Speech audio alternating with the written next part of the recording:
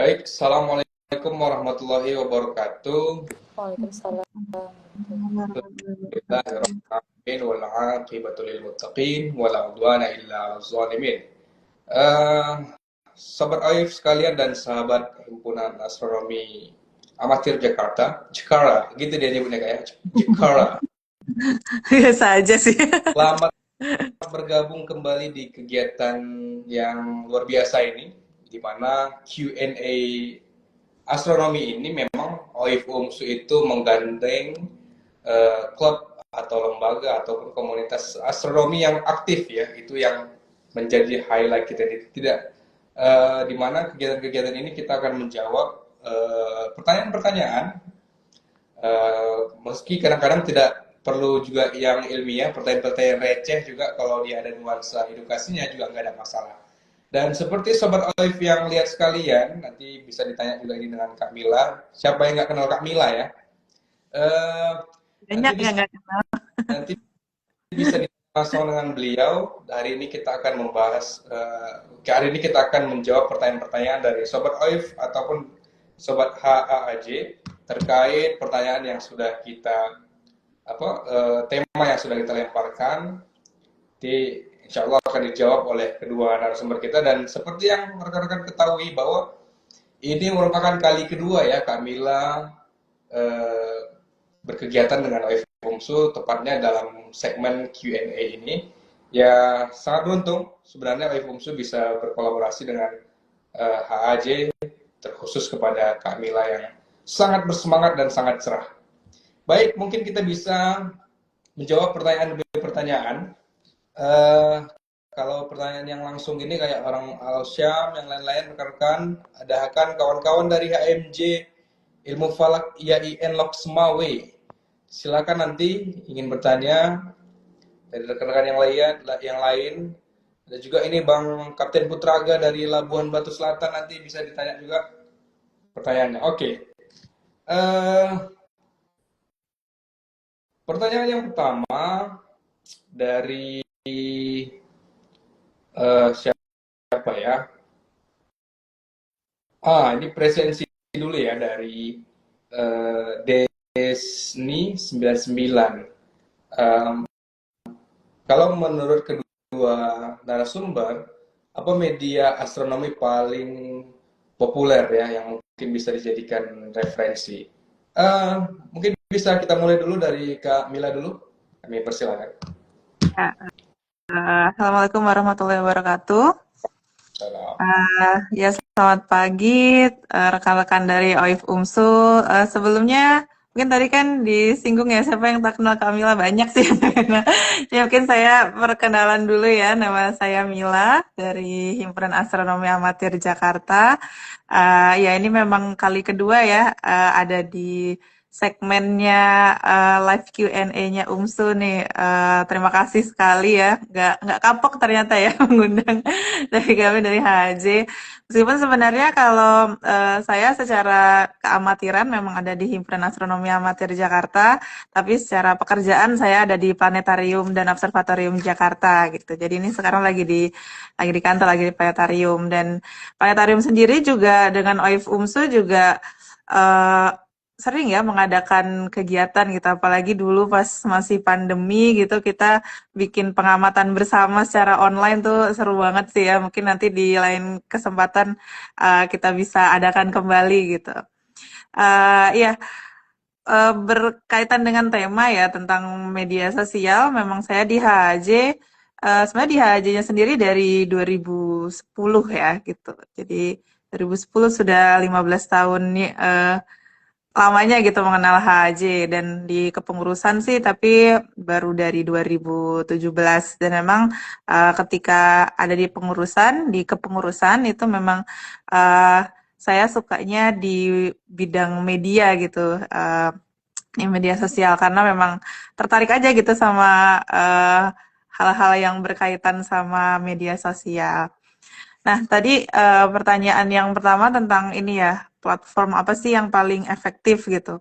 Sebenarnya kalau melihat dari kita ngelihat platform dari HJ sendiri ya, HJ kan udah dari tahun 84 ya, jadi memang sudah cukup tua gitu sebagai komunitas, dan juga mengalami banyak sekali perkembangan media yang digunakan untuk menyampaikan ilmu astronomi gitu, dimana dulu menggunakan apa ya, suka bikin tulisan-tulisan di majalah, di koran gitu. Terus sekarang sudah era digital, apalagi online tuh banyak sekali.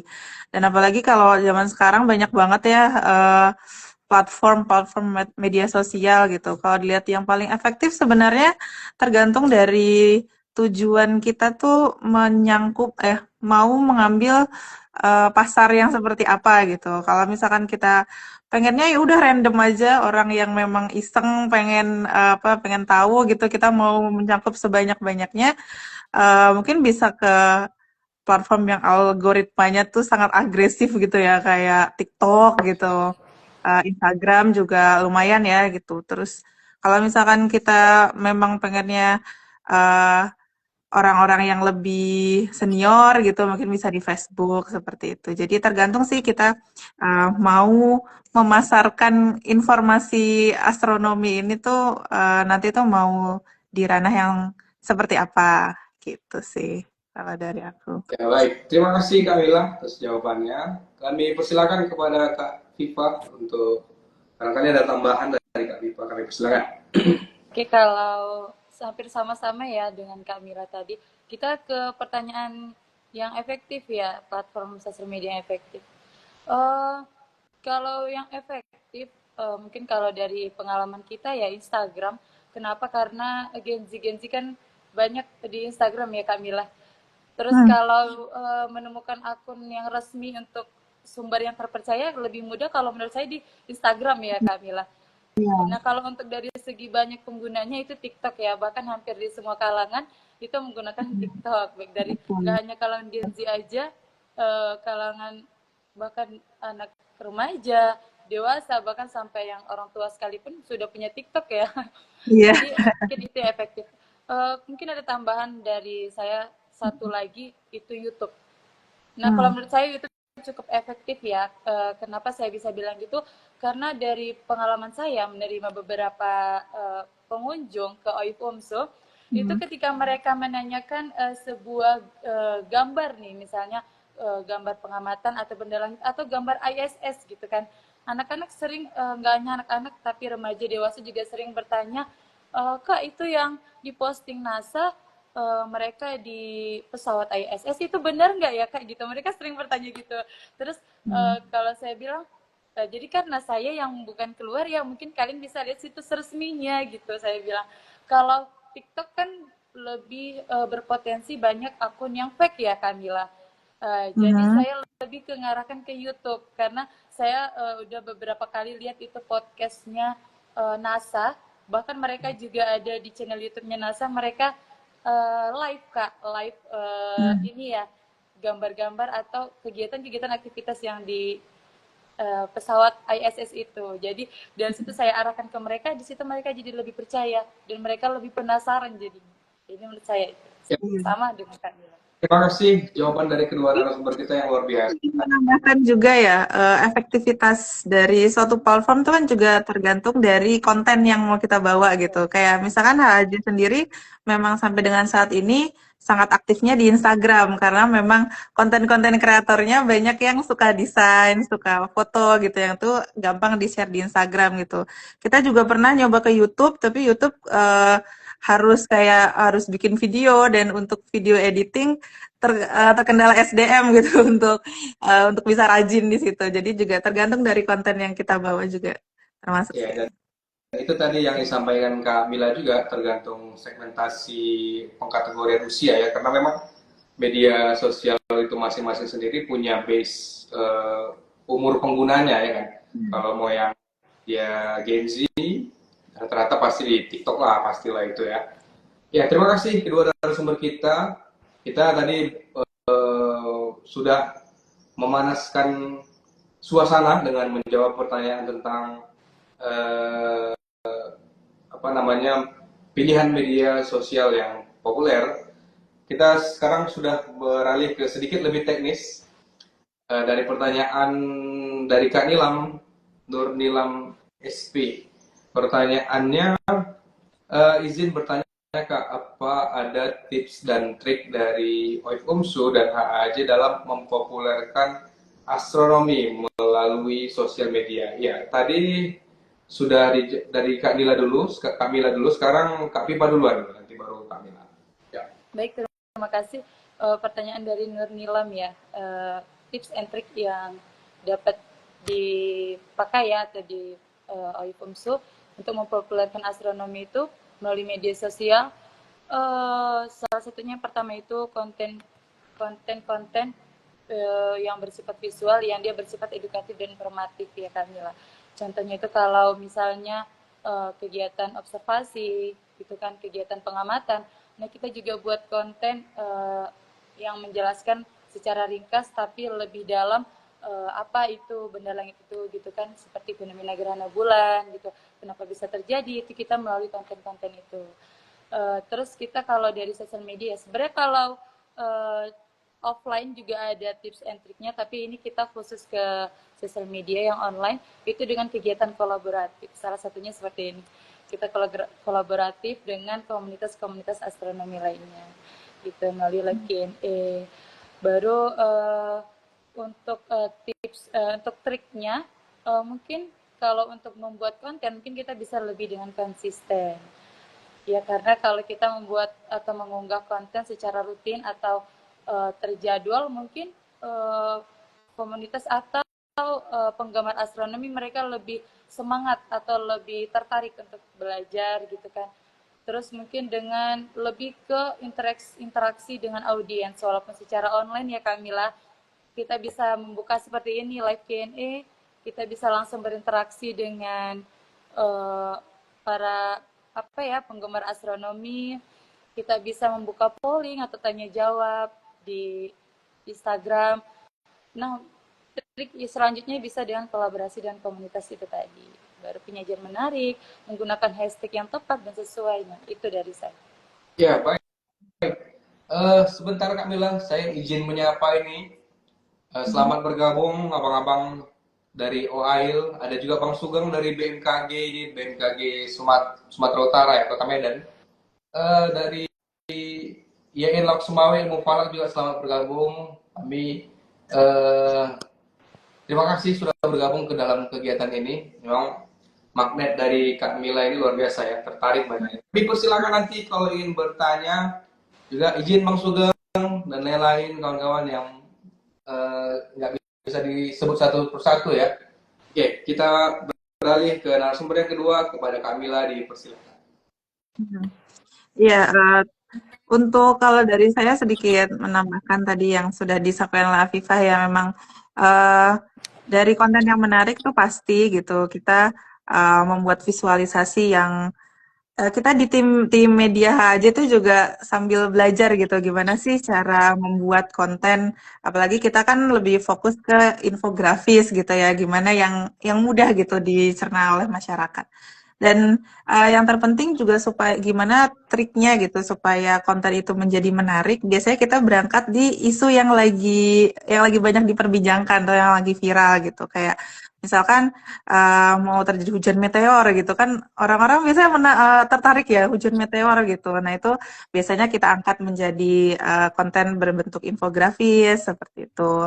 Jadi untuk hal-hal yang lagi viral gitu, misalkan ada blood moon atau misalkan blue moon gitu kan, tuh istilah-istilah yang sebenarnya membuat orang tertarik ya gitu, dan itu memang harus dijelaskan supaya tidak bergulir kemana-mana gitu informasinya atau bahkan sampai mengarah ke hoax gitu. Makanya itu dari tugas kita sebagai komunitas astronomi untuk mengedukasi masyarakat gitu sih. Ya. Oke, kita beralih ke pertanyaan selanjutnya. Tadi kita sudah memilah berbagai klasifikasi media sosial yang populer, kemudian bagaimana trik dan trik tipsnya. Kita beralih ke etik tentang pembuatan yang perlu diperhatikan dalam pembuatan konten. Pertanyaan dari Sadam Andika, izin tanya Min, Kalau dia udah pakai izin-izin gini, biasa anak organisasi nih ya, kalau izin bertanya. Oke, Bang Sadam, diizinkan, pertanyaan diizinkan. Apakah ada etika dan aturan yang perlu diperhatikan saat membagikan konten astronomi di media sosial? Mungkin bisa dari Kak Mila dulu. Ya. Ya, sebenarnya nggak hanya tentang konten astronomi ya, konten apapun tuh ada etikanya sebenarnya kita ketika di media sosial. Jadi yang memang kita sebagai orang yang istilah konten kreatornya gitu ya, yang membuat suatu konten untuk masyarakat, tentunya kita harus membuat suatu konten yang memang akurat, yang jujur gitu, apalagi informasi-informasi astronomi yang mana di Indonesia sendiri tuh kan kurang populer dan tujuan kita untuk mempopulerkan itu gitu. Jadi uh, kita selalu membawa suatu informasi itu yang benar-benar ya akurat apa adanya. Jadi contohnya misalkan kayak ini, kayak baru-baru ini sekitar berapa ya? Bulan lalu atau 2 bulan yang lalu tuh kan lagi rame tuh masalah cincin Saturnus hilang gitu kan. Banyak di media-media secara umum gitu cincin hilang, cincin Saturnus hilang gitu. Dan itu kan menjadi ambigu ya di masyarakat ya. Emangnya kemana cincinnya gitu. Nah di situ dari tim media HJ itu juga berpikir gitu, ini apa ya nama fenomenanya gitu. Kita harus memperkenalkan juga istilah astronomi yang memang istilah saintisnya gitu, bukan istilah populernya gitu. Jadi, oh dari situ kita baru tahu bahwa itu adalah fenomena pelintasan bidang cincin Saturnus, di mana kita sendiri juga jadi baru tahu gitu, oh emang ada ya istilah astronomisnya seperti itu. Jadi memang harus yang akurat supaya tidak menimbulkan ambiguitas.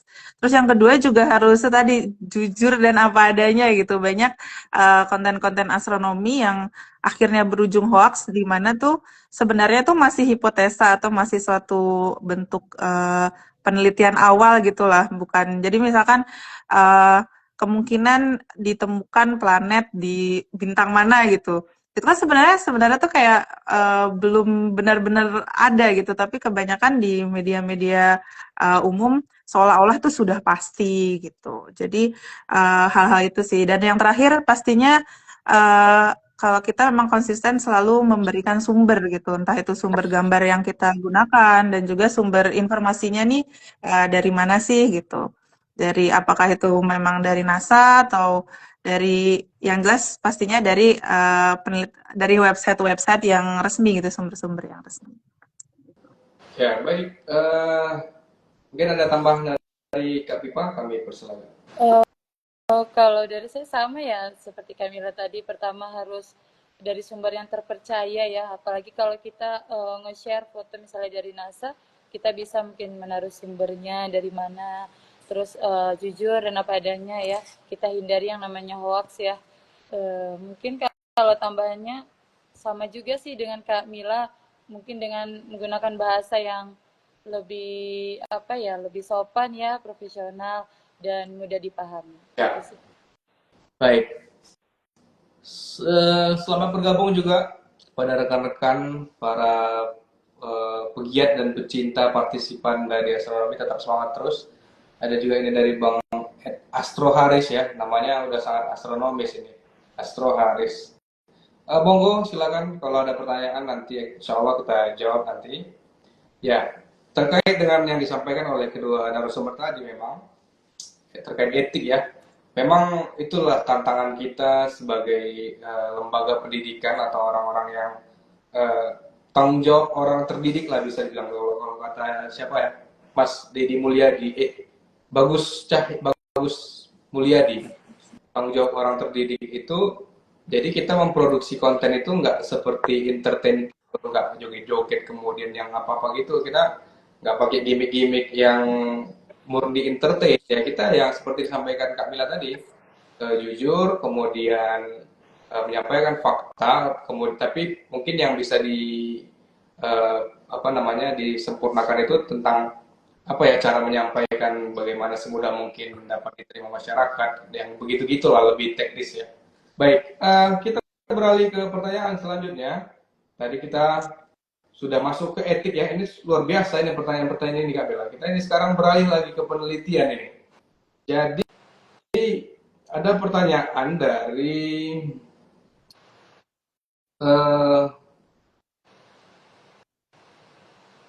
namanya dari Kak Tengku Aprilianti. Ini tim OIF nih Kak Mila. Kalau ada yang mau meneliti salah satu akun medsos OIF atau HAAJ, apakah harus izin dulu atau boleh-boleh aja? Mungkin saya coba ini apa pertanyaannya, mungkin tidak hanya penelitian ilmiah ya, bisa aja survei kecil-kecilan, mungkin dia mau buat rilis atau apa segala macam tentang misalnya mengukur kemampuan komunikasi sains siswa SMP pengunjung OIF dari tahun sekian berdasarkan ini, berdasarkan komen gini gitu mungkin ya gitu ya. Kayaknya dari HAJ dulu ya, dari Kamila dulu mungkin bisa dijawab. Eh, Kalau dari HAJ sendiri, kalau pertanyaannya apakah harus izin, ya tentunya terkait dengan etik tadi ya. Gitu kan memang mau penelitian yang itu eh, melibatkan HJ gitu, entah itu teman-teman HJ atau orang-orang yang sebenarnya mengenalnya HJ gitu, lalu ingin ada yang mau meneliti tentang itu kita diperbolehkan dan senang sekali gitu kita selalu selalu senang banget kalau memang ada yang ingin berkolaborasi gitu ya, kita sangat terbuka akan itu. Yang jelas sih kalau izin ya pasti izin gitu ya, sudah memberitahu, mungkin nanti ada ya tergantung, karena dengan izin kan kita sendiri dari HJ juga bisa mempersiapkan kan kira-kira yang dibutuhkan tuh seperti apa gitu. Jadi kayak kita dulu pernah berkolaborasi dengan tahun lalu sih, kolaborasi sama salah satu peneliti, sebenarnya peneliti Indonesia yang uh, beliau menjadi peneliti di Jepang di NAOJ gitu. Beliau membutuhkan orang-orang yang kira-kira tertarik sama astronomi dan tertarik nih untuk ikut apa ya, melakukan riset masyarakat gitu yang terkait galaksi gitu, nanti nyoba aplikasinya dan segalanya. Itu kan perlu komunikasi juga ya dengan HJ ya, yang dibutuhkan seperti apa, pesertanya di range usia berapa, lalu butuh bawa laptop atau peralatan seperti apa gitu. Jadi itulah fungsinya izin dan berkoordinasi sih kalau pada kita. Tapi yang jelas kita sangat terbuka sekali gitu ya, sangat senang sekali kalau memang ada suatu ajakan untuk kolaborasi. Ya. Itu tadi rekan, mana tahu ini Bang Johan Liang ini mau apa namanya mengukur representasi komunikasi visual aja, monggo atau dari izin lah berkoordinasi lah dulu kan dengan yang punya konten kan begitu kan supaya apa dia lebih apa namanya berkahnya turun dia ya Kak Bila ya. Baik, dari OIF UMSU bagaimana ini Kak Pipa ini? Monggo dijawab Kak Pipa. Kalau dari kita ya sebenarnya kalau misalnya karena kan yang kita posting ke publik itu kan pasti udah untuk publik ya. Kalau sekadar untuk kayak misalnya eh, kunjungan atau misalnya penelitian sosial media kunjungan gitu kan, kunjungan ke OIF boleh-boleh saja. Tapi kalau misalnya kayak misalnya melibatkan tim OIF atau misalnya meneliti beberapa yang ada di OIF UMSO. Nah, mungkin itu ya harus memerlukan izin. Tapi kita terbuka dan kita sangat senang juga kalau memang ada yang ingin penelitian sosial media OIF UMSO gitu. Ya, baik. Itu tadi jawaban dari kedua narasumber kita. Izin dari saya nurunin AC karena di Medan hujan Kamila agak dingin. Oh, Ya. hujan. Terkait pertanyaan metode apa tadi izin ingin penelitian itu memang cukup menarik ya karena pasca COVID ini memang beberapa studi yang tentang ada di media itu memang cukup aktif meneliti seperti itu memang kayak dari apa namanya kawan-kawan dari apa namanya komunikasi sains yang lain-lain itu memang banyak juga yang mulai meneliti melalui media gitu kan Kak. Oke. Itu tadi seenggaknya kita menjawab yang izin di OIF dan di HAJ ya. Kalau mau di yang lain monggo silahkan ditanya langsung misalnya dengan Bosca, silahkan ditanya langsung izinnya ke Bosca ya. Kita beralih ke pertanyaan selanjutnya.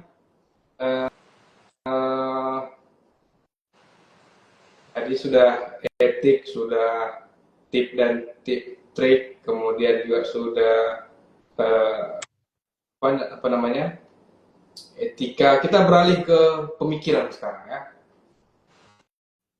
Ini pertanyaan-pertanyaan ini dari ahli-ahli analis ini dan coba kita jawab ini.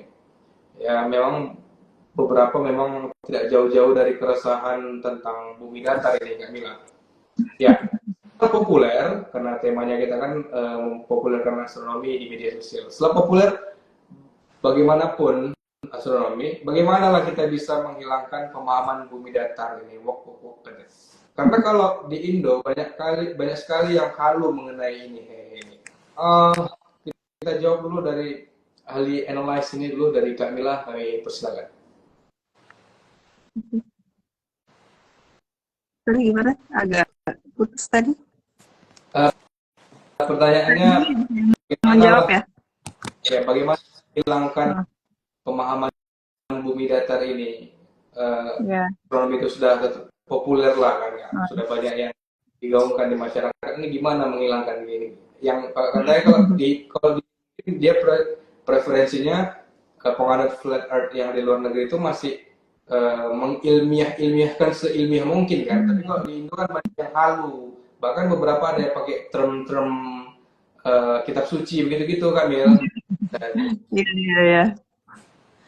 Ya, memang nggak hanya tentang bumi datar sih ya sebenarnya. Pokoknya tuh orang-orang yang suka menebar hoax tentang astronomi itu memang menjadi tantangan kita sih gitu. Jadi kita ngelihat bumi datar tuh sebenarnya udah isu lama ya, tapi kok seawet itu gitu kan. Berarti kan memang ada konsistensi nih dari komunitas flat earth ini itu jadi tantangan kita ya berarti kita juga jangan sampai kalah konsisten gitu kan dari mereka supaya kabar-kabar seperti itu tuh supaya masyarakat tuh bisa dicerdaskan gitu.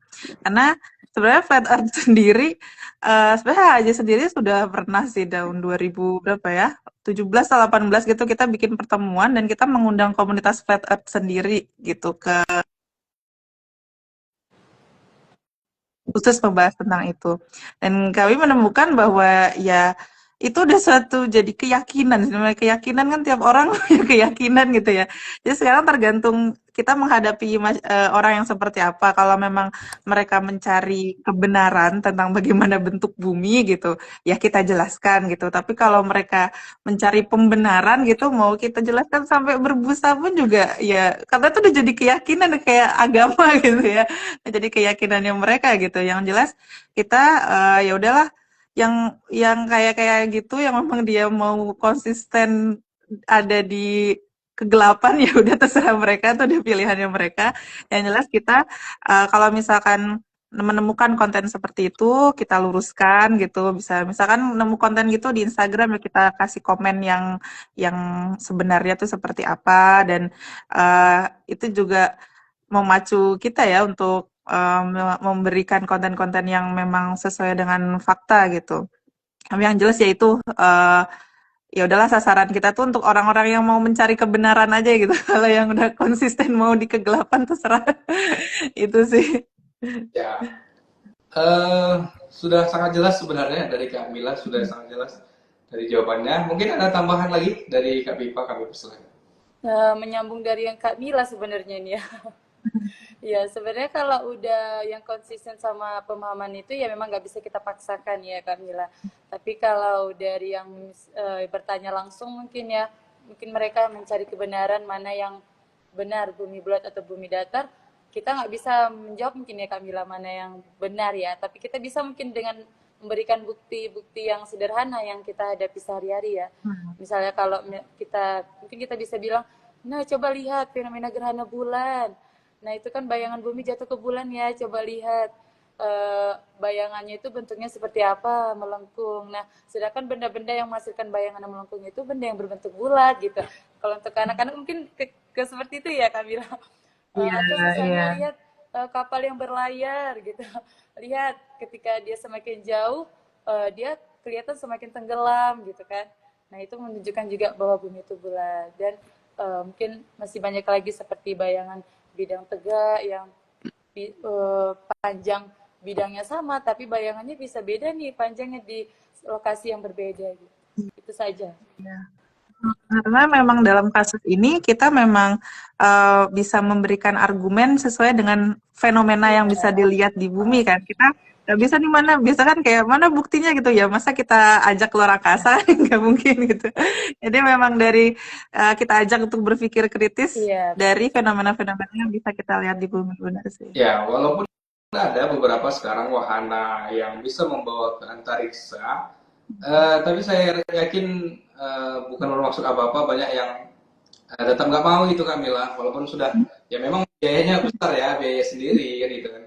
Itu bisa dibuktikan ya sekarang beberapa wahana. Nah, menyambung dengan jawaban dari kedua narasumber kita tadi, memang sangat menarik ya tentang bahwa yang seperti disampaikan oleh Kak Mila tadi, yang begini-gini nih kadang-kadang kok nggak habis-habis, maka kita harus lebih sering konsisten.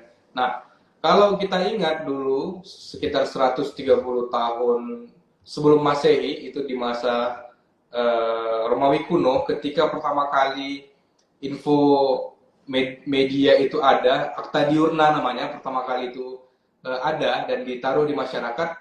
Stakeholder di masa itu berpikir bahwa wah, ini masyarakat saya akan terhindar dari misinformasi, masyarakat saya ini akan terhindar dari semacam mistika, logika mistika gitu, karena sudah ada Akta Diurna itu kan, pusat informasi pertama kali di dunia.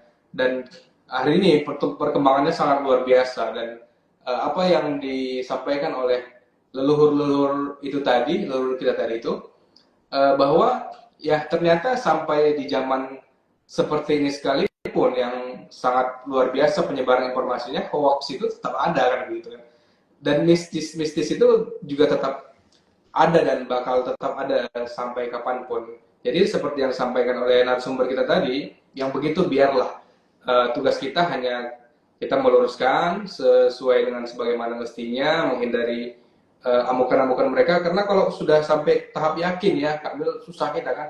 Orang kalau udah dia laut itu manis, gimana kita mau meyakinkan lagi kan begitu, dia udah yakin. Baik, kita beralih ke pertanyaan terakhir. Ini menurut saya cukup sulit mengaitkannya dengan tema kita hari ini, cuman masih bisa lah kita kaitkan dari sisi, karena penanya ini menggunakan ini dalam pembuatan konten, yang mana konten itu kan bagian dari media itu sendiri kan. Pertanyaannya dari Kak Suci Purwanti. Kak, sebenarnya menurut Kakak penggunaan istilah supermoon, strawberry moon, pink moon, blood moon itu bagaimana? Soalnya saya suka diomelin kalau buat konten pakai istilah itu. Padahal sih dijelasin juga itu sebenarnya bagaimana, tapi tetap diomelin. Ya, bisa dijawab dulu dari Kak Mila, nanti bisa ditambahin oleh Kak Bima. Terima kasih.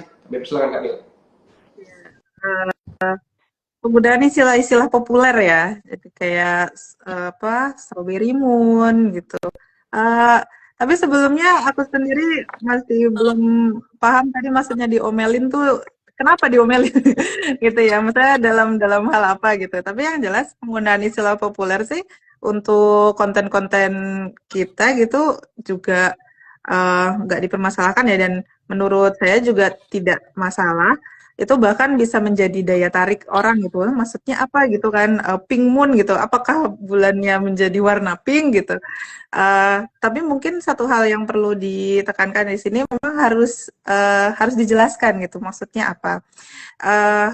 Mungkin yang maksudnya penanya gitu ya diomelin, maksudnya mungkin ada yang ngasih tahu mungkin kalau jangan pakai istilah budaya luar gitu, karena memang pink moon, wolf moon itu kan budaya luar ya, dimana setahu saya tuh kalau misalkan pink moon tuh berarti bulan purnama pertama ketika musim semi, bunga-bunga pada bermekaran, makanya namanya pink moon.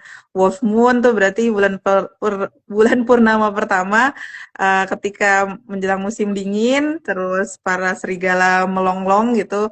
seperti itu. Dan itu kan kayak serigala, musim-musim seperti itu kan tidak dikenal ya di Indonesia gitu. Itu kan sebenarnya lebih ke istilah-istilah dari budaya luar gitu yang itu rame gitu, sampailah ke kita dan masyarakat di sini banyak yang membicarakan itu. Sebenarnya karena masyarakat banyak membicarakan, justru menjadi tugas kita untuk membuat konten tersebut dan menjelaskannya gitu. Uh, terkait mungkin juga kalau misalkan tadi diomelin sama netizen gara-gara pakai istilah budaya lain, mungkin juga bisa diimbangi dengan kita juga bisa membuat konten-konten yang memperkenalkan istilah-istilah astronomi dalam budaya dalam budaya Indonesia gitu. Misalkan kalau kita kan mengenalnya apa ya, yang terkait musim tuh kita paling musim tanam gitu kan, mungkin kita bisa bikin konten tentang rasi bintang Waluku gitu kan. Tuh apa itu kan sebenarnya Orion gitu. Nah, itu bisa diimbangi dengan seperti itu sehingga kita tidak hanya membahas istilah-istilah dari budaya luar, tapi kita juga membahas tentang istilah-istilah dari budaya Indonesia itu sendiri. Gitu. Ya, seperti menyambung Kak Mila, seperti juga yang itu Bima Sakti, kenapa kita namakan Bima Sakti? Ya, Bima Nah, Sakti, benar. ya, ada tambahan barangkali dari Pak kami persilakan. Sebenarnya udah diborong nih ya, udah bener semua nih yang dibilang, udah sesuai sama seperti yang dibilang Kamila. Cuman itu tadi kalau yang penamaan tadi itu kan hanya istilah-istilah saja ya. Kalau kayak supermoon, strawberry moon, pink moon, blood moon gitu ya. Kalau blood moon untuk purnama yang pada saat gerhana bulan ya, dia terlihat merah. Itulah mengapa disebut bulan darah ya atau blood moon. Kalau pink moon bukan berarti pada saat itu bulannya berwarna pink, tapi karena budaya-budaya dari Amerika itu. Begitu juga dengan strawberry moon dan super moon. Itu saja. Ya, ini saya sedang juga. Ya. Jadi sebenarnya istilah-istilah populer tuh juga bisa dijadikan sedikit seperti clickbait gitu ya. Jadi ketika kita menjelaskan tentang bulan perigi gitu, mungkin orang kalau sekilas ngeliat bulan perigi gitu apa gitu kan, nggak kenal tuh istilahnya. Tapi kalau dari judul kita udah buat supermoon tuh pasti dengan gambar apa kayak ada lambung Superman atau apa, itu kan lebih menarik orang ya. Jadi itu bisa jadi daya tarik justru asalkan kita jelaskan. Ya. Baik, saya sedang scroll ini pertanyaan tadi ada satu pertanyaan dari makhluk kosmik ini.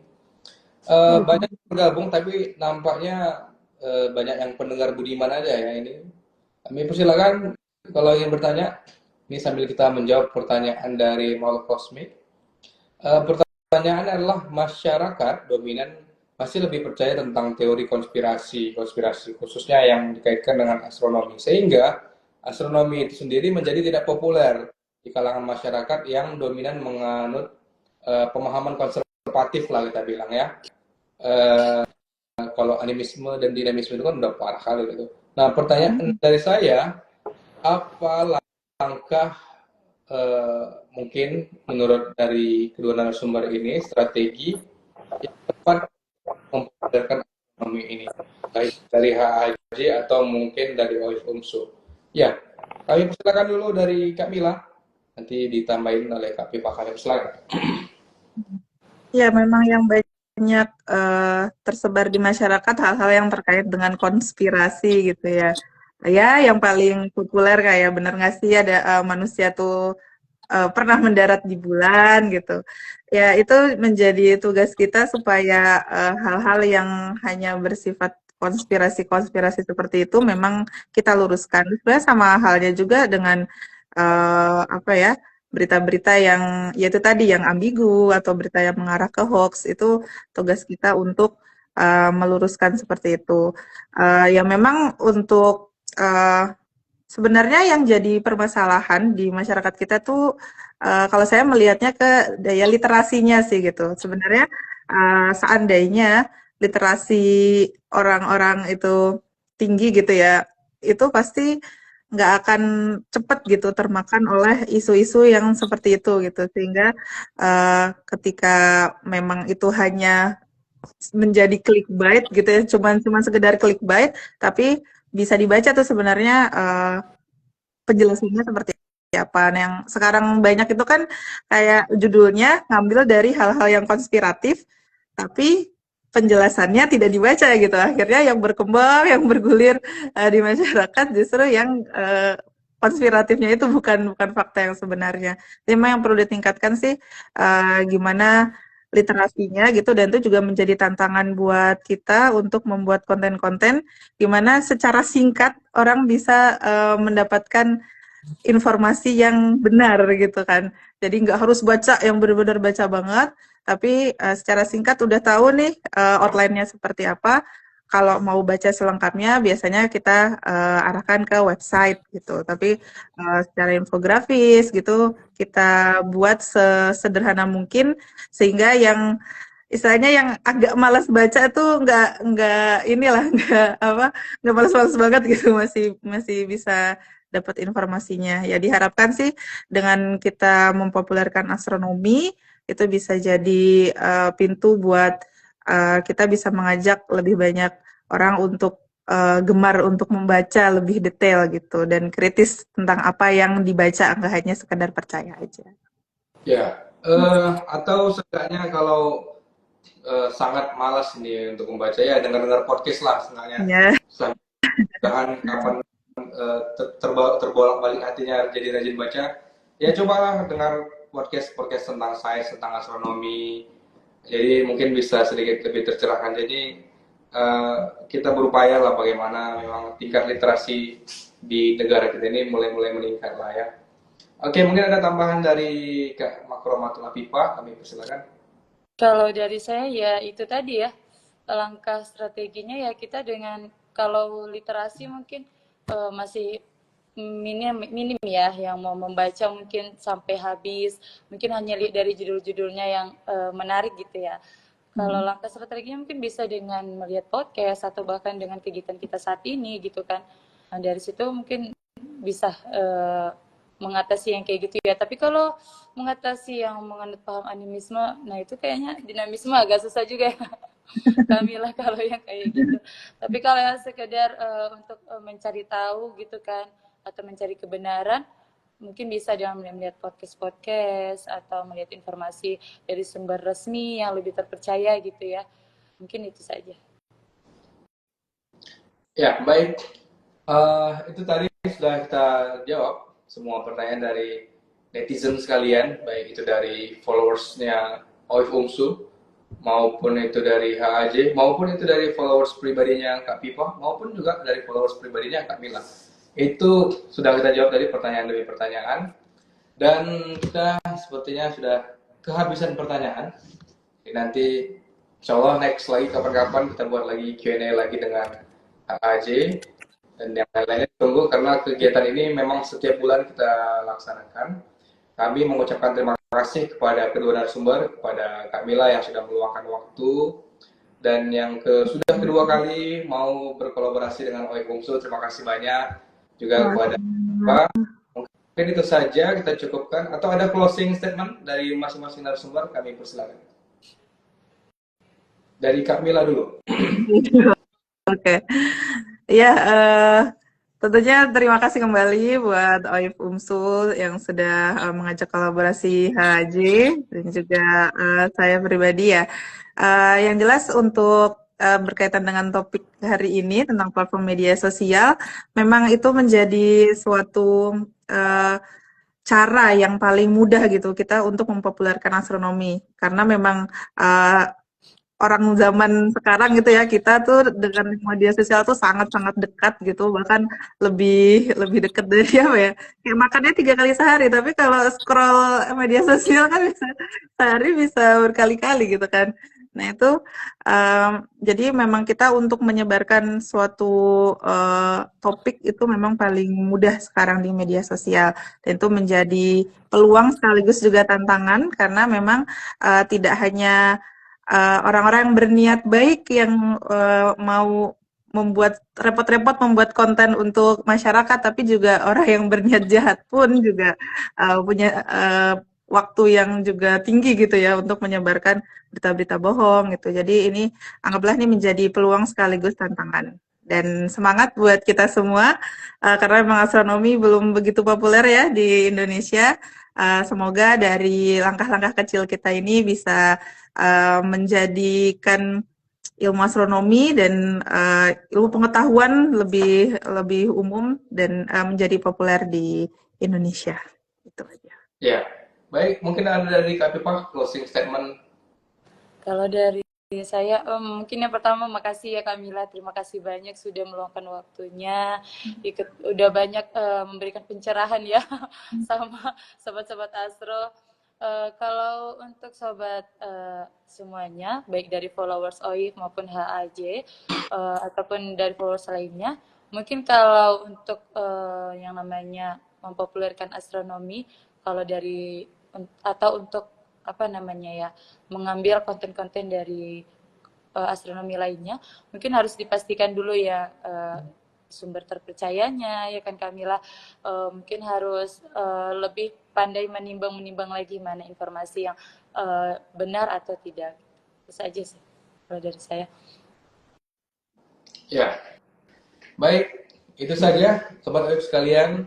Saya juga sebagai host pada kegiatan ini, mohon maaf bila ada yang kurang tepat. Mungkin itu saja kita cukupkan acara kita pada hari ini. Saya tutup. Akhirul kalam. Assalamualaikum warahmatullahi wabarakatuh.